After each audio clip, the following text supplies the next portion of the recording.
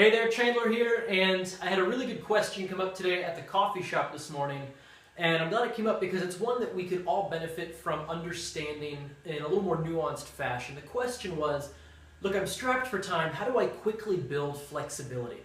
And I think this is a fantastic question because people have sort of a mixed understanding of what flexibility really is. You know, we think of being able to touch your toes or doing the splits, whatever. But I have Phileas here to help demonstrate what flexibility really is. So flexibility, we gotta find a term for, because again, terminology kind of determines what we're working with. Our words have meanings. We need to make that clear. So flexibility is just the range of motion of a joint. And Phileas here, despite being sort of a plastic model with metal facets, has pretty good flexibility, right? He has this range of motion throughout the joint. So he has fantastic flexibility. He could do the splits no problem. Very flexible guy. The thing is, he's not mobile at all. He has no control over that range of motion. If I weren't here to help him get his arm overhead, his arm's not going overhead, right? And that's the key difference between flexibility and mobility.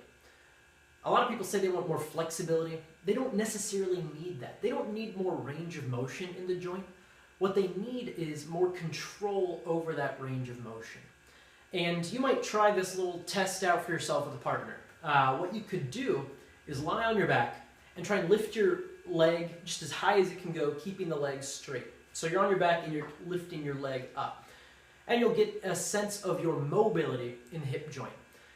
Now, what you need to do is let yourself be a wet noodle here, let yourself be heavy, let your partner lift your leg in that same pattern, and odds are good it'll go a little bit further, right? You have more flexibility than you have mobility.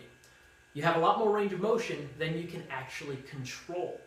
And so when people say, how do I build flexibility quickly? I think what we actually need is, how do we build mobility? And that's a whole other story. So basically, the reason why our flexibility might outrange our mobility is, again, we don't have control over that range of motion. If we can control that, we demonstrate to the nervous system that that is a safe range of motion, that it's one that, again, we can be strong throughout. And so oftentimes when we want to build mobility, we just need to take the brakes off. See, here's the thing. You might have heard me say this before. Your nervous system is hardwired for survival. Again, it doesn't care how many Instagram likes you have, whether you can touch your toes or not.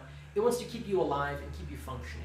And so if it senses that reaching into this overhead position might cause danger to the joint itself, that you might cause physical harm, you might threaten your system's integrity, it will put the brakes on your range of motion, and it'll feel like tension.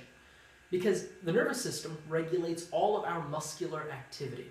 All of those signals, whether it's a bicep curl, a squat, a jump, whatever, they start in the nervous system. They start with an intention.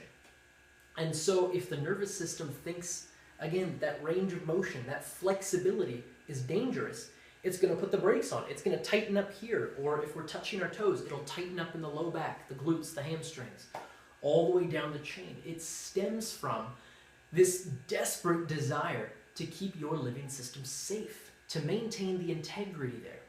So if we want to build this mobility quickly, if we want to take the brakes off quickly, how do we do it? Here's one of my simple kind of formulas that I use to develop strength and really tell the nervous system it's safe within that range of motion. So what I'll do is, throughout the day, I'll take note of any positions of restriction. You know, if I'm going through my sort of morning joint rotations, I'll feel, okay, my shoulder might be a little tight here, or I can't reach as far down as I would like to. I just want to be aware of those positions of restriction.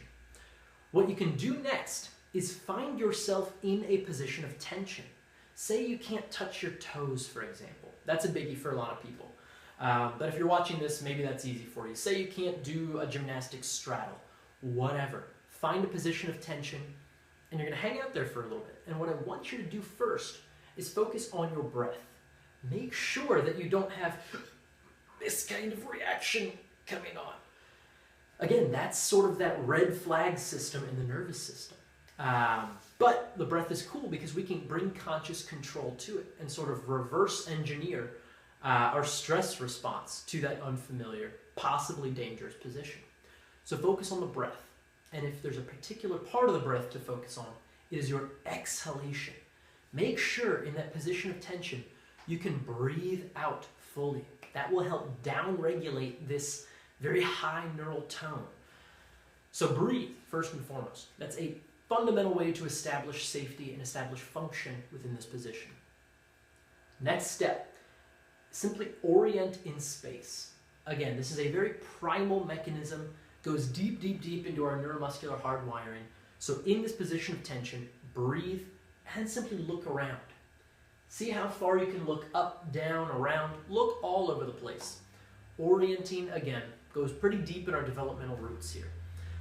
That's step 2. Step 3, I just want you to reach through space. See where you can reach, what you can reach up to. And again, this is a very primitive, very primal functional response. It's one that can generate a huge amount of ease in our neuromuscular system. When we demonstrate, hey, nervous system, not only is this position safe, it's functional. I can move with integrity and with control in this restricted position. So if you can breathe, if you can orient, and you can reach, I guarantee you'll free up space in that position of restriction. Again, whether it's touching your toes, in a gymnastic straddle, in this overhead position, whatever it is, those 3 mechanisms are a fantastic way to open up space in the body, to demonstrate safety and control within that tense range of motion. So that's kind of a neuromuscular way to approach improving our flexibility and mobility with really rapid ease. We get progress done pretty quickly, but it's kind of a neurological trick.